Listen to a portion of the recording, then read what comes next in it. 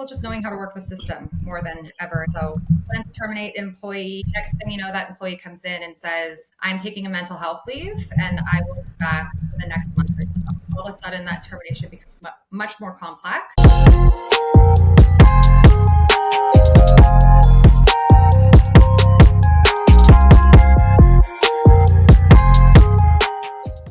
All right, everyone, welcome to the Clinic Boss Show. So today we got a special guest, right?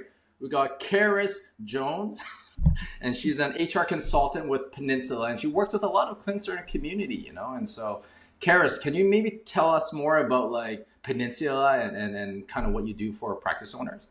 Yeah, absolutely. And it's a pleasure to be here today. Essentially, Peninsula offers services to help businesses on the back end with their HR and health and safety concerns. We work very closely with many clinic owners because the thing that I hear the most often is we go through a lot of schooling, but never are we trained on how to run our business or run our employees. So these are gaps that exist. Or lawsuits, right? Exactly. Or how to deal with the headaches that come along with it all. So these are gaps that exist for a lot of clinic owners, and that's where we can come into play to fill those gaps and put more time back into their day to focus on their business and growing their business. Okay, cool. I love that. You know, and you came to a lot of our events, so yeah, and I hear a lot of good things that our community talks about you guys, right? So, and I'm curious, what's some of the most biggest HR disasters you see in like maybe in the last year, you know, like in small businesses or practices? Like what's trending right now, right? Yeah, so a big one is the claims culture that exists out there today. It is rapidly growing. There are employment lawyers, there's workplace injury lawyers all over the radio these days, broadcasting the fact that they will help support you at no fee upfront. They're taking a portion of that settlement value. As a result of this, employees have definitely a sense of entitlement these days, and we're seeing more pushback from employees more than ever. So, yeah. And what are some of the popular like claims, you know, or lawsuits are you seeing in this claims culture, right?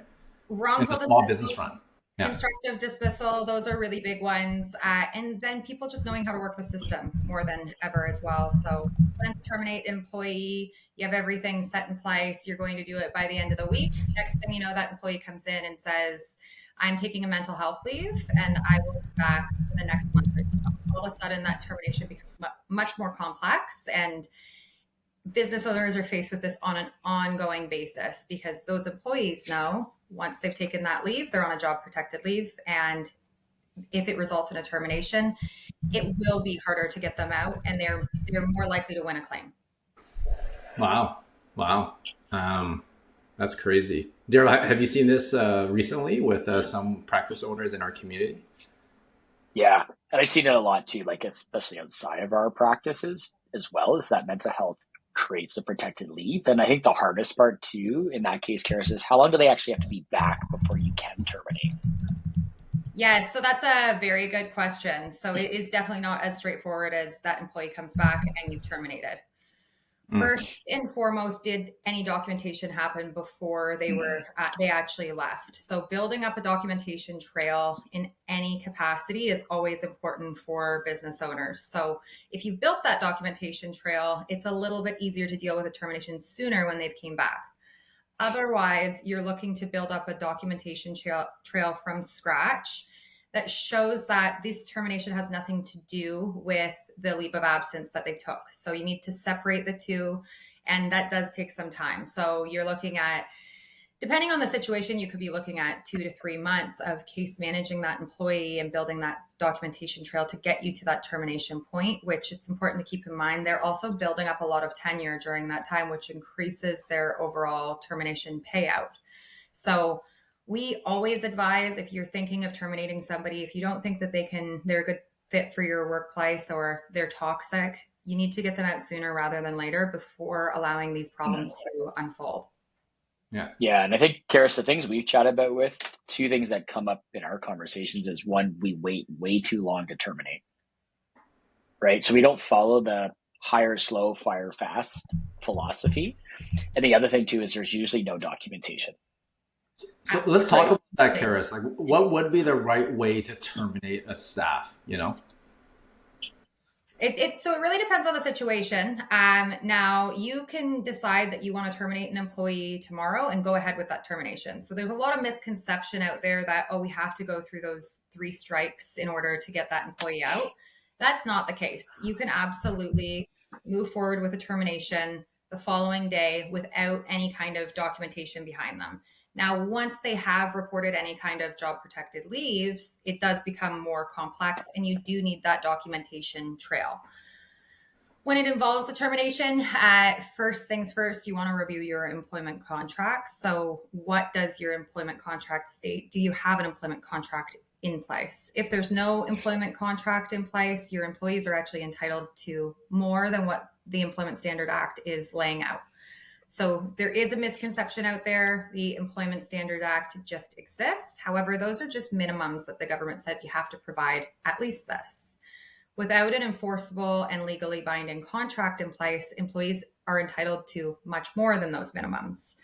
So when dealing with a termination, the first thing you need to review is, what does my employment contract look like? Is it enforceable? And then once you've determined that, you're looking at what their termination pay is going to be. Is it for cause or without cause? Obviously, for cause is much more difficult to prove. You are increasing the likelihood. What are most people doing? Most people just do not cause, right? Not cause, yes. Yeah. And with any kind of not cause termination, you're looking at a termination payout.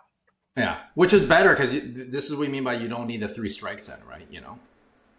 Exactly. Yes. And even for cause, it is a very difficult thing to prove. And if you go on Google right now and you Google, I was terminated for cause, first thing that is going to start popping up are law articles that are going to state, if you've been terminated for cause, give me a call. We can probably fight this.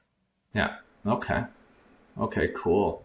And is there a formula, like is it 2 times the minimum standard? Is that a good way of paying someone out, or not really? With an enforceable employment contract in place, you would be looking to pay them out on the minimum standard. So 1 week for every year of employment. And generally, you are going to give them something extra to have them sign off on what's called a full and final release. That is a legal document that prevents them from coming back and filing a claim against you. Yeah, and we've done that a few times, Darryl, right? We've seen that where it's actually better to be generous with the payout, so there's less ramification down.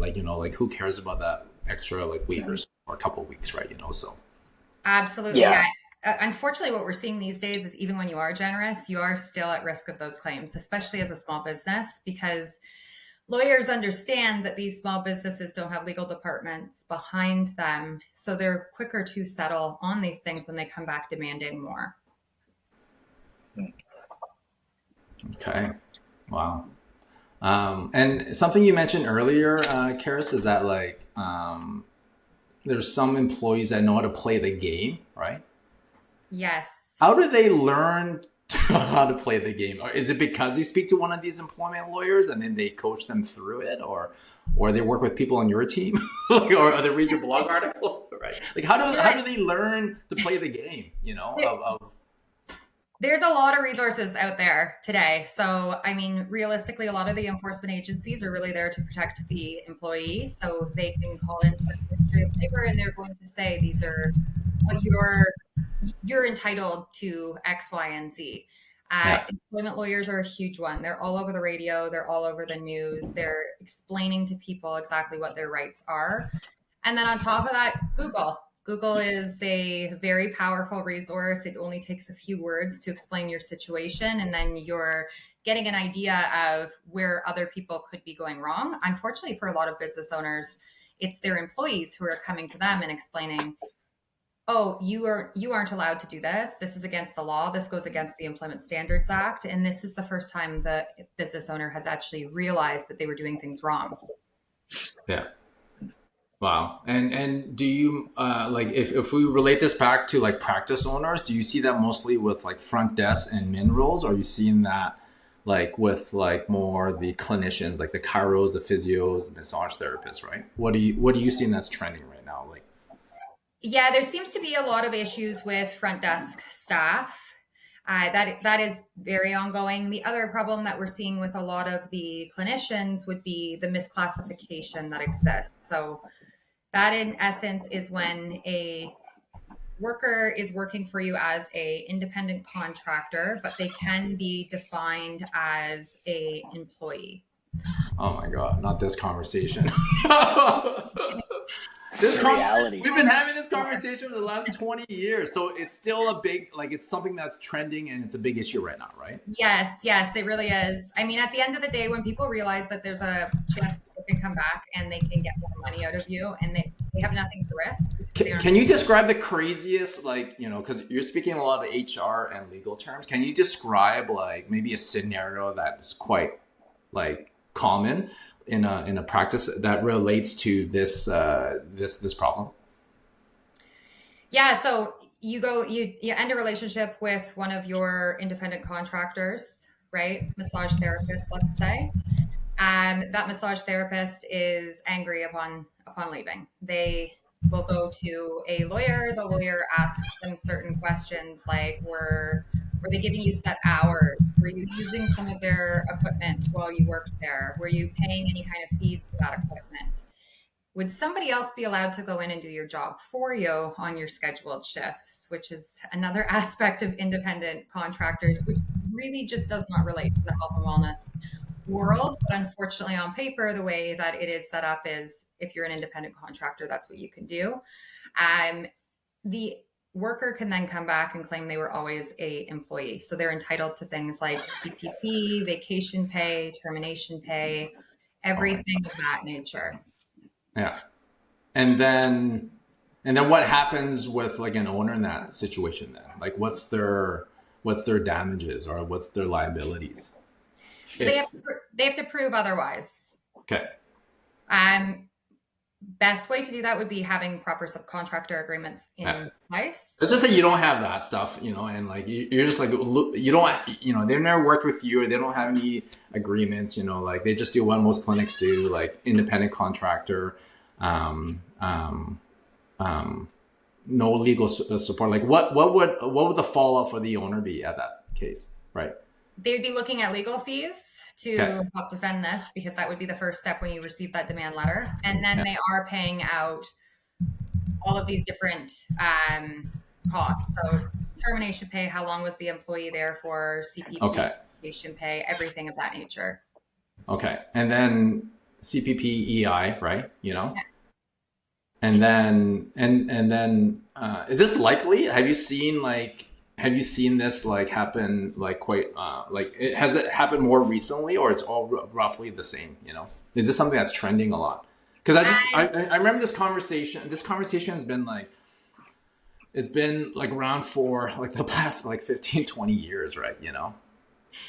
Yeah, you would like to think that by this point we had gotten a grasp on all of this stuff, and there have been exceptions made to certain industries, because clearly there's a difference if you have an independent contractor who's working as a electrician versus an independent contractor who's working as a clinician. But there has been no divide made, and it's becoming more common because people are just more aware of the terminology, which is misclassification. Yeah. So you end up, like, so the owner ends up have to pay some big lump sum fee, to the employee, and also likely back taxes as well, right? Exactly. Yeah. So how much dollars? This could be a lot of money, right, Darryl, if you really add it all up. What do you think? Well, yeah. So it's a lot of money for that individual because now they're an employee the whole time. But I'm curious too, Carys, is will they go back in and look at all of your employees that are now, or contractors that are within that business entity? Is that also a repercussion? Typically they do not. However, employees talk, as we all know. So if there are other employees who were in similar positions, once one employee has gone through something like this, they tend to tell the other employees, this is the kind of thing that we could now do, especially if they've ended their relationship with them since then. Ending a relationship's never easy. It is always a complicated thing. And sometimes it comes down to somebody just wanting the last laugh in it all and saying, yep, I disagree with what you did. And now this is going to add up to a great expense for you. Yeah. Especially when you think about most people that we do terminate, it's because they're just toxic in the clinic, right? Right. And it's a tough, because I don't think I've ever fired anybody with cause in my career, but when I have terminated people, it's just not been the right fit. And sometimes when people don't expect to see it, or they make decent revenue, their backs certainly can get up. I'm actually curious, and this is going to be a tough question to answer, Carys, but I think you can do it. How many clinics that you guys actually have done an assessment on really truly have independent contractors? I would say none. An easy question. I would say okay. I didn't know if you would be so truthful. Yeah. Yeah, I would say none. I mean, it's because of the nature of the work that you're doing. How could you say to an independent contractor, hey, if your other friend who's a massage therapist wants to come in and give massages one time while you're away, that's totally fine with me, right? You guys have a reputation on the line. You have a culture that you've built, and you don't just want a person from off the street essentially coming in and saying, I'm working here for the day or the week or whatever it may be. Mm-hmm.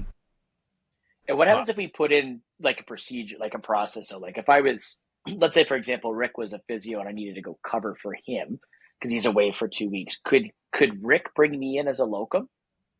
Yes, he could. It just couldn't be, but the problem is the clinic owner doing arranging the coverage as opposed to Rick, the independent business, bringing me in, right? Yes, yeah. I mean, at the end of the day, as long as there's someone there and you aren't punishing Rick for doing this. So you're not saying, Rick, you left me hanging and you're going on vacation and now we are writing you up because of that. I had to find someone to fill in your shoes for that period of time. Then you would be completely okay to do that for them. Okay. Now here, I'm going to go into this one. This is in my office hours at least twice a week. So I have an independent contractor who wants to be a contractor. They make more money, let's say. But I'm just going to go off on vacation for 4 weeks. Right. So all of a sudden, all those new patients that we just saw have no care. So everyone's like, and now the clinic owner has no revenue. They're still paying the same amount of rent. What are their options there? Because we're all like, get someone to cover that. Yeah, so that's part of the reason why I really encourage owners to have employees over subcontractors, because you do have so much more control over employees. Even if you have your employees set up as casual employees or part-time employees, you're going to have more control over them in comparison to an independent contractor. Now, when something like that happens with an independent contractor and you realize this person could be a problem moving forward, they will just take off huge amounts of time all at once. I always encourage clinic owners to end that relationship, because if it's happened once, it will likely happen again, or you'll have other similar issues with them. Mm-hmm.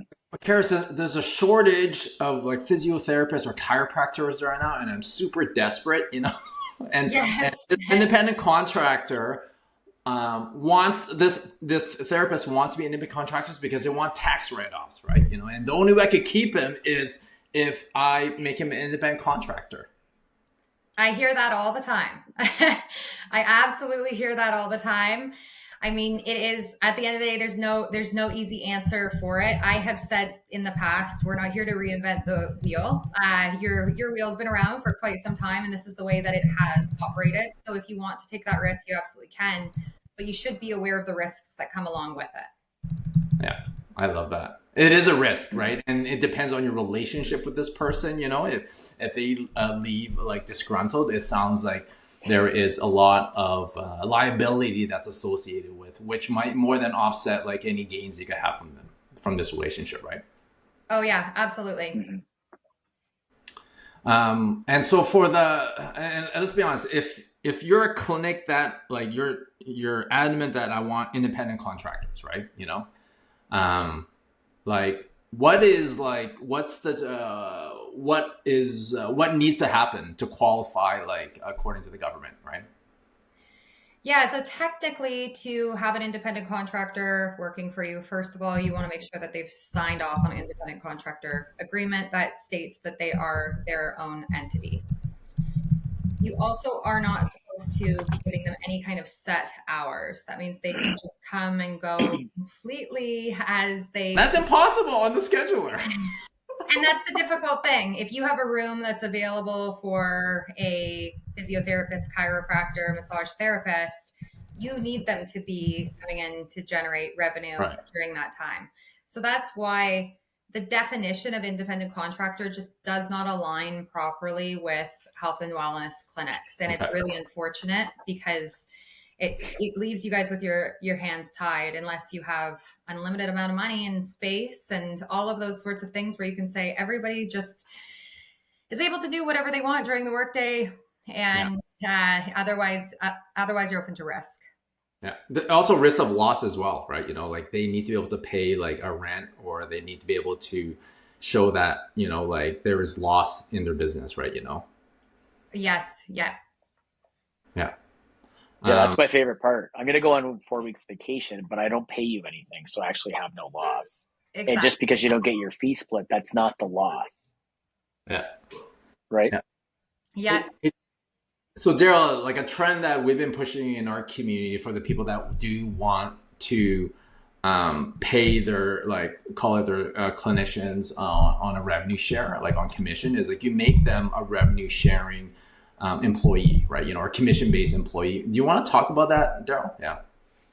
Yeah, I think, we've seen this over the years too, right? And it's getting people to move clinicians from independent contractors to employee, and then giving them the variable options, right? So it still goes back like employee that's paid hourly, employee that's paid a base hourly with a per patient, maybe let's call it a premium, I guess, or straight up employee that's paid on a fee split.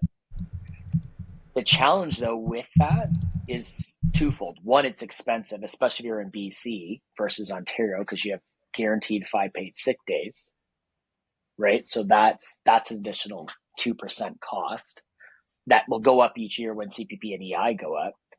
But it's also to the big challenge is that the clinician has a hard time understanding, like, why do I have a 10 to 14% lower percentage now as an employee with no write-offs, right?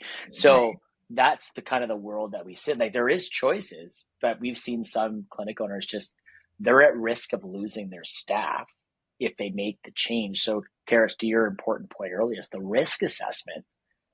And Rick, your point, there's a shortage of clinicians. What am I going to do? Yeah. That's crazy. So, Carys, it's like you're sitting on this big time bomb that's about to happen if you don't structure it right, you know. And if you have an employee, disgruntled independent contractor, and they want to play the game and go through that path that you talked about, where, like, you know, like they want their job protected because of mental health or whatever reason, like that's a very expensive game, you know, or liability later down the road, you know, because you didn't, you know, dot your I's and cross your T's, like, and getting the right structure in place, right? Oh yeah. And we see that all the time. Yeah. And Carys, I'm curious because once again, you work with a lot of practice owners. What percentage do you think in our industry, right, have their therapists as independent contractors versus employees? Do you think it's a 50-50, or is it like, you know, like more, maybe with COVID, it's more like favored towards employees now, right? Like, what do you think that number is, right, for our industry?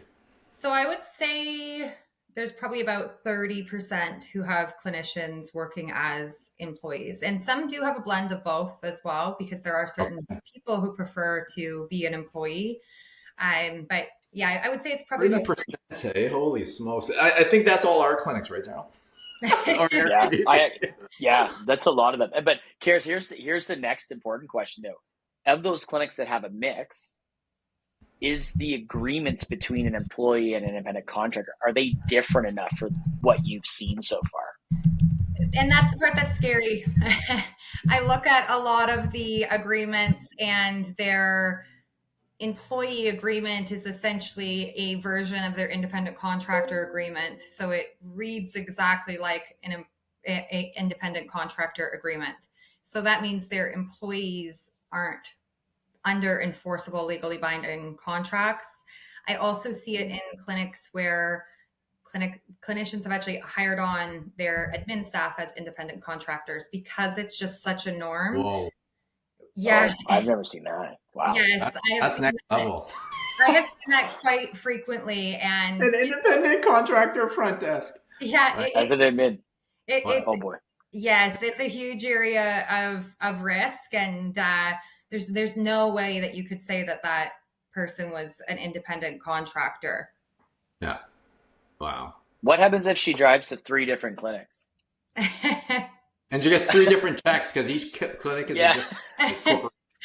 I mean, can she come and go whenever she wants, and she's not using any kind of office equipment while she's there? That's where it gets complicated. Yeah. And so you said 30%, has that number changed over the years, or it's always been around 30%? Like, I'm curious what it was like maybe 10 years ago. Like, is that number going up, like with more independent contractors becoming employees in our profession? So I have been seeing, even in the last few years, I have been seeing more clinics move to employee relationships with their independent contractors. The reason being they have started to realize the risk and liability there, and they also want more control over that working relationship. So even things like, we expect you to wear a uniform while you're here. Well, really, you can't ask a independent contractor to wear a specific shirt or anything like that while they are working. So well, that's interesting. I know contractually they don't do it, but if you have a good relationship, your good leadership, like within your business, and you have these independent contractors, they usually want to win and they usually play the game. But things get weird if they're, you don't have a good relationship and they truly feel like they're independent contractors and they just like block you, say, nope, you can't tell me what to do. I'm an independent contractor. My contract says this and blah, blah, blah. Google says this, right? That's where things get like tricky, right? You don't have that standardization, right? Exactly. Yeah. And those are the ones you want to be more, any kind of situation like that where you're seeing more pushback, any sort of red flags, you just want to be more cautious. Okay. Wow. And then, Carys, here's one that comes up often. I just read it last night in this Facebook group. So if we don't chart these days, an insurer could audit that and say, well, prove to me that patient even came in. And if you can't, which is how you prove it by the chart, then you're at risk of fraud, right? And so people get delisted for all this. But the most common thing that we hear is, my independent contractors never do their charting. What do I do? And again, that's where you want to have them set up as employees, because there is very little that you can do besides ending your relationship with them. Because I think this is what people don't really get. Like, fair enough, like, they are regulated. They're supposed to follow the rules of their college, but they don't. That's their choice to take that risk. I'm not going to say I'm the best charter. People know that too, but that's my risk, right? However, what people also have to realize is that they're not just going to take that insurance, let's call it suspected fraud, just to that clinician. They're still going to bring that back to the clinic. Yeah. So the owner is at huge risk if that clinician is not charting and closing their files. Right? And I kind of don't give a shit if you're a contractor or an employee, close your files. But we hear all these weird things, withhold someone's pay, do this, do that. But on the true IC side of things, you can't tell them what to do, right? You can't tell them what to do. But let's be honest, everyone is telling them what to do. Like, I know legally you're not supposed to say what to do, but like, we tell them what to do, and at the end of the day, like, you can still let go of an IC like within 30 days, right? I think where the issue you're telling me, Carys, is that like, they're like, if they feel like it's this wrongful dismissal now, right? And say, hey, you treat me as an employee the entire time. That's where the like big risk is now, right? Is that am I getting that big picture right, Carys? Exactly. And having a verbal conversation with them is different than putting these kinds of things into writing as well. Withholding wages, never a good idea under any circumstances. I know I've heard that a lot too, is, can I just withhold their wages? No, you will, and end up getting yourself into trouble. You're making the relationship with that person a terrible relationship at that point anyways. You're far better off just saying, done, it's over, we're ending our relationship at that point if you are considering withholding wages. Wow. Yeah. And the other thing, Carys, too, that everybody does forget, like to Rick's point, so if your termination clause with the IC agreement is still 30 days, people are like, they don't realize they actually, if they want to end it today, they actually still owe them 30 days worth of pay. Yeah. It's just not called severance per se. Like it doesn't use the same ESA language, right? But you still, I would still owe Rick 30 days worth of his average pay, correct? Exactly. Yeah.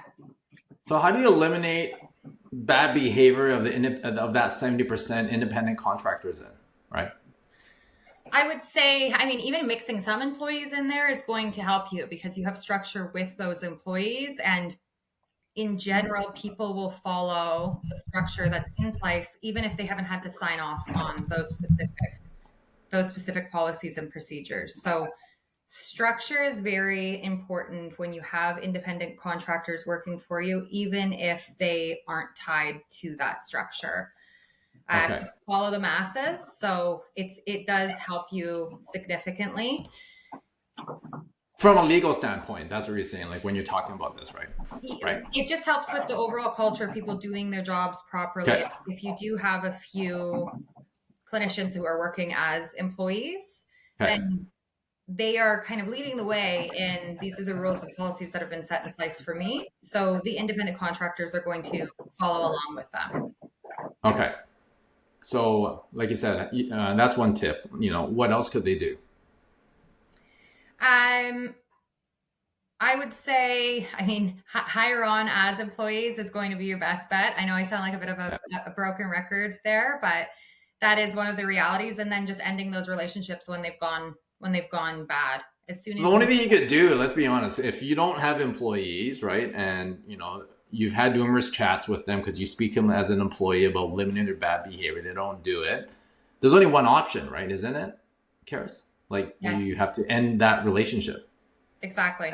Yeah. And then possibly have the risks of like legal damages later, right? Depending on whether they felt like it was fair or like the disgruntled. Right. Yeah. And that is the most challenging. That's the most challenging part about it. There should be a different definition set up exactly for what you guys do, but there isn't. But can you not just give them a severance? Say like, don't call us like, I don't know what you call it, but like, hey, I'll give you like, like a month worth of like, extra pay. Like, wouldn't that eliminate that issue or at least reduce the risk? I mean, if you wanted to pay them out termination pay under an employee, basically, that would likely reduce your risk there. But you always have a risk of a claim. Even when you've done everything perfectly in any kind of situation, you do have the risk of a claim. So it's you always, yeah. And Carys, are you seeing like on the claim side too? Are you seeing more awareness too with people on the human rights side also throwing that into some of their claims afterwards? Like, oh, Rick doesn't like me, so I'm also going to come out with a human rights claim against him. Yes, we hear a lot about things like that. Discrimination is a huge one. That's, again, where you want to have a book of rules that you can fall back on. The rules are in place for absolutely everybody. So discriminations, what else? I think you said mental health is another one, right? Mental health is a very big one. Any kind of workplace, a lot of people throw harassment at their employers just for simply. Is it more males or females, or like it's pretty split? I would say it's pretty split. Yeah. Just simply my employee does not want to do what they were hired to do, and they are challenging me on that. And when I have asked them, they have came back and now said, this is harassment. You won't stop asking me to do these things. Now I'm taking a mental health leave. Okay. Wow. And I'm sure there's parental leave is part of one, or maternity leave. Is that in there? Is that pretty common in these claims culture stuff? I wouldn't say we see as much with paternity or maternity leave. I mean, I did deal with a recent example of an employer just not realizing the proper way to return a employee to work who's been off on leave. So it is actually the employer's responsibility to be touching base with the employee to say, you're due back for work. You can't just assume that person isn't coming back. So I did recently deal with a situation similar to that where all of a sudden the employer was faced with a demand letter because they did not return that employee to work. They assumed, because they had not heard from that person, that they wouldn't be returning them. They just didn't want to come back to work, when in fact it does fall on the employer to ensure they are returning.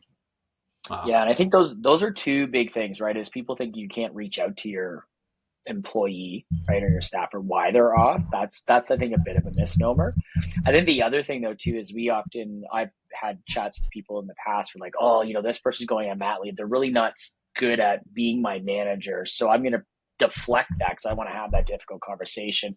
They're going to go on mat leave for 12 months, and next they're back, and they have to go back to their original job. Right. And when would notice start if they did want to change that job? Like when they return, right? Like, sorry, what was that? So let's say, for example, Carys, like I realized that I tried to deflect the problem, right? Right. Let's say an office manager, I really don't feel that they're suited for that role anymore. So they're gone for 12 months. I don't have to worry about it. No paper trail, nothing, right? Like, see you later. Now they come back. They actually have to go back in the same role. Yes. Same pay structure, everything. If I did want to give them notice for that, to change their role, how long would I have to give them coming back from a mat leave? Because they're still technically with me for 12 months, correct? Yes. So you're essentially asking them to change roles upon their return? Yeah, but they need a notice period for that. It's very difficult to do. So anytime you're going to change someone's role, they are entitled to a role of equal value, of equal pay upon their return. So if they were to return, you're far better off returning them for that role and then potentially looking at terminating them for that original position and hiring them back on to a new position. That's actually something I encourage people to do quite frequently. When you want to do something like reduce pay, reduce hours, change their roles and responsibilities, it does not mean that you necessarily have to get rid of that employee. The best way to approach it most times is to terminate the employee, pay them out termination, and hire them back on for the role that you want in. Yeah, these are all the reasons why you need to work with an HR expert. But how long do they have to work with you before you could terminate them if they came back from maternity leave, right? So it really depends. Does the role no longer exist? If you can prove that the role no longer exists, have you hired somebody else into that role? That's going to be a lot more difficult. It's very situational, dependent on the situation. Yeah, you have to your point, Rick. Like the thing too is like there's really not that many roles that no longer exist in a rehab clinic. Yeah. Right? Like maybe I could say like I was doing marketing in-house and now I'm outsourcing it. But other than that, like there's not much. AI agents, man, they're going to replace the front desk. What you're talking about, like the robots and the AI. We're not going to front desk. We'll leave that one for a different podcast. About? It's deep seek. It's going to be all the Chinese robots too, right? And it's all non-HIPAA compliant, right? So, Carys, I think you like what you outlined though is so important, right? Because I think what happens sometimes as a clinic owner, especially in today's kind of market, right, and with inflation, we always think to be like, oh, this person wants more money. I can't afford it. Okay, but if I can get them to do this and I give them a different job title, so I'm going to give them a bit more responsibility. Okay, I can justify an extra $3-4 an hour, and then 3 months later I find out they're pregnant. Oh no, what do I do? And then I realized that role wasn't needed anymore. Like you can kind of see where people get a bit anxious with making decisions, and they kind of do that knee-jerk decision, and then they don't realize the ramifications of that if they haven't really thought it through. Because like you said at the very beginning, no one taught us to run a business, but what makes running a business even harder is no one taught us how to manage people. Exactly. Right? And people are very different than managing a patient. Patients are easy to manage. People are hard. Oh, yeah. Oh, for sure. And one thing I do recommend often, and this is something we help support do, is when somebody is asking for more pay, with proper documentation, you can actually implement bonus structures or increase pay for a set period of time, where you're essentially saying, we are going to come back and revisit this at this day to see if your pay is going to stay at that level. That can be very beneficial because I do see that a lot. We've increased their pay, and as soon as we did, they started doing far less work than before. And now what do I do? Well, So you're a big fan of bonus structure, like quarterly or annual bonuses, right? That is very clear on like what the objective is too, right? yeah, performance-based bonus structures go a very long Okay. way, and it keeps people working and it helps retain these good employees. All right. Yeah, Cool. Rick, you can't do what you did in the past. Rick put me on salary years ago and just got me to do more work. And when you're for in less money. paternity leave, I was paying you underneath the table too, right? I didn't get paternity leave. But actually, the other thing I really like that you said there, Carys, that I think people forget about is that it doesn't have to be continuous, right? Yes. So it's like, hey, I want Rick to do an extra project for me or two because I know he could utilize a bit more money, but I have a big project underway. So Rick, I'm going to create work on this for the next 90 days, and this will be the outcome, right? You deliver something, I pay you for that, right? I think people take that incentive like it literally has to replace their hourly rate or their percentage, and then it's not sustainable, right? So I like that piece that you said. It's not just hitting a certain level of bonus, but it doesn't have to be a guaranteed pay until it almost becomes consistent, and then it would justify a higher earning potential that remains, let's say, for the upcoming year. Right, exactly. I really like that. Yeah, and I'm starting to see this in other industries where here's your base, right?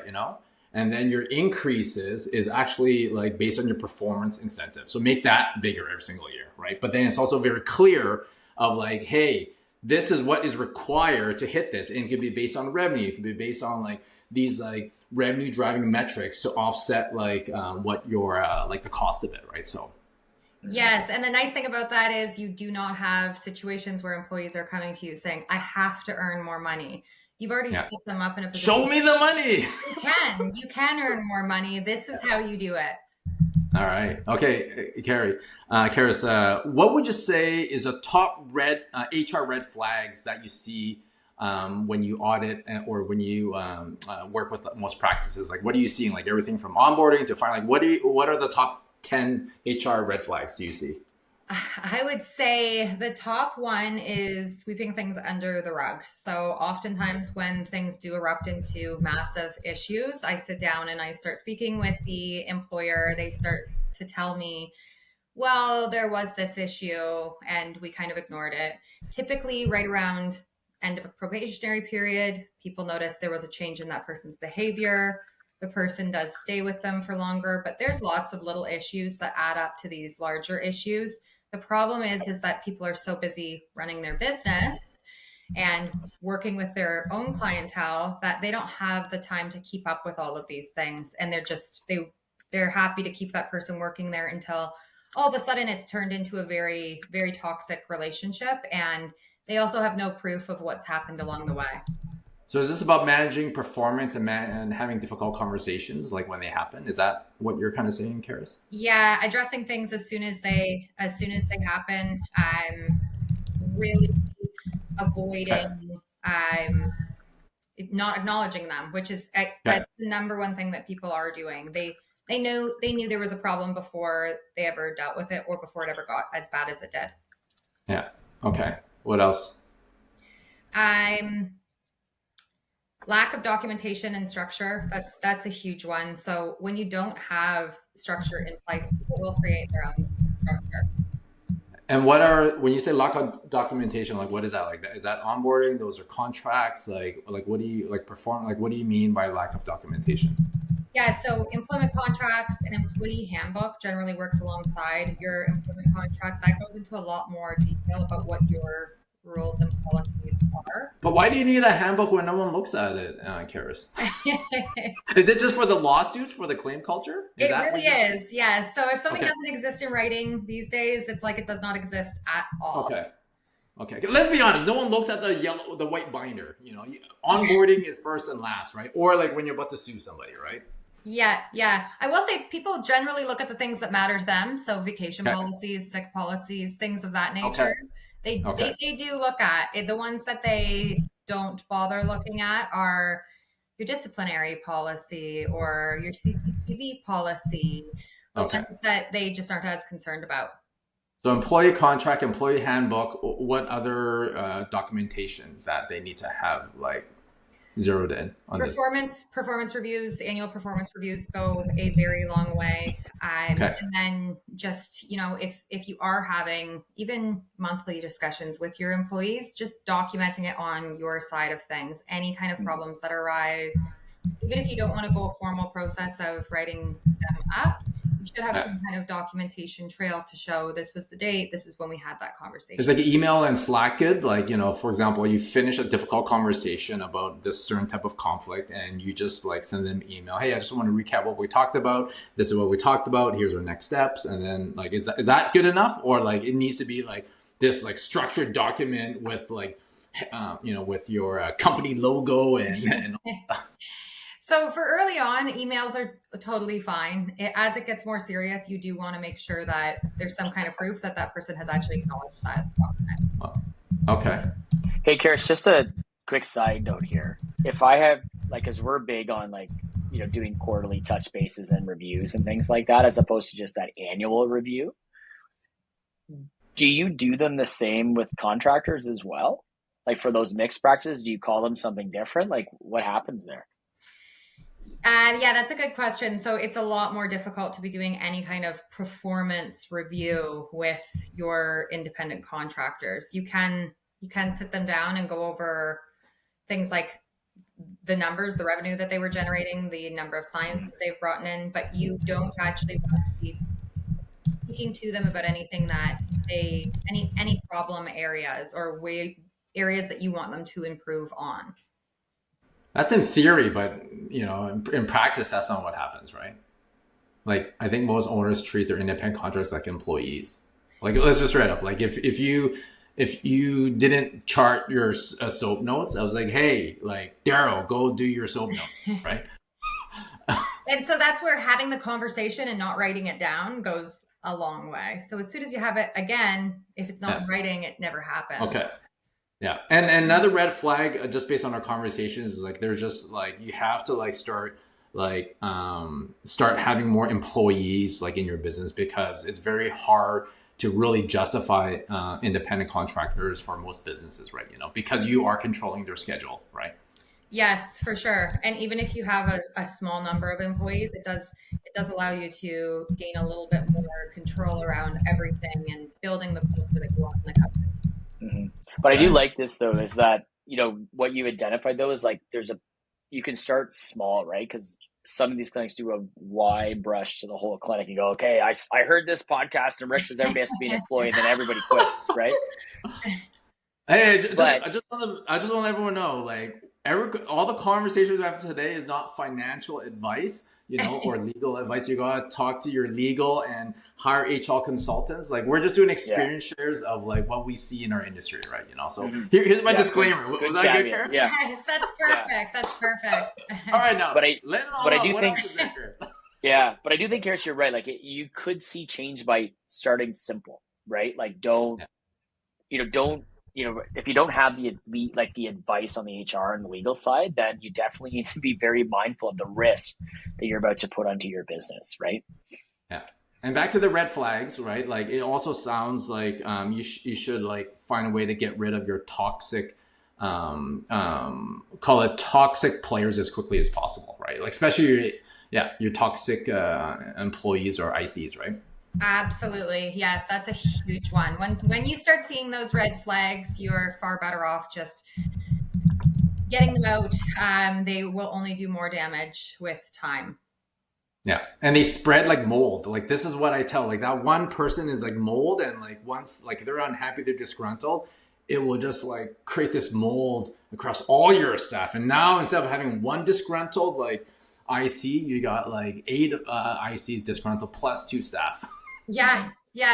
Or they end up on leaves of absence for long periods of time, and it becomes more complicated in that way as well. Yeah, and I think another thing I heard too is like a lot of people don't have an offboarding, a good offboarding process, right? Like, how do you terminate someone? That sounds like that's really important too. Like, most people just kind of wing it, right? Yeah. So there's a few different areas in offboarding that people aren't aware of. So terminations is definitely one. Also, resignation is a big one.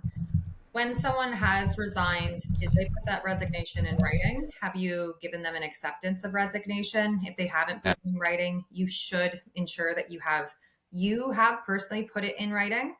Okay. So that is a very big one. The termination itself, you're going to want to keep it very vague in nature. If you are not terminating with cause, you should not state causes of as to why you are terminating that individual. That's something I see. Well, why don't you have it in writing? I see that quite frequently. This is a not for cause termination, and your performance was inadequate. You weren't arriving on time. So essentially you are completely contradicting yourself, and it's going to get you, it could get you into trouble down the road. So having that termination letter in writing, having a release document if you want to add that extra layer of protection. Wow. Geez, this is awesome. Carys, how do people find out more about you and how you can help them? Yes, so they can reach out to me directly. For most Clinic Accelerator members, they have probably seen me on the Clinic Accelerator chat quite frequently.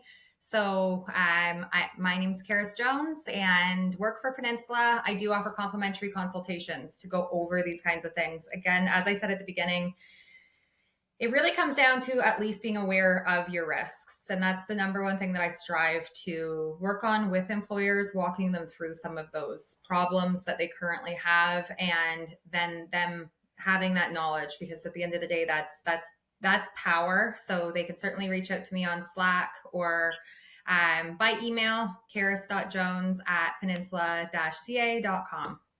Yeah, and likely at our next Clinic Boss event, whether it's a meetup or a summit, you'll likely see Carys there as well, And so this was super juicy conversation that we had today, right? I really enjoyed it. Thanks for coming on the show. Thanks, my pleasure. Thanks, Carys.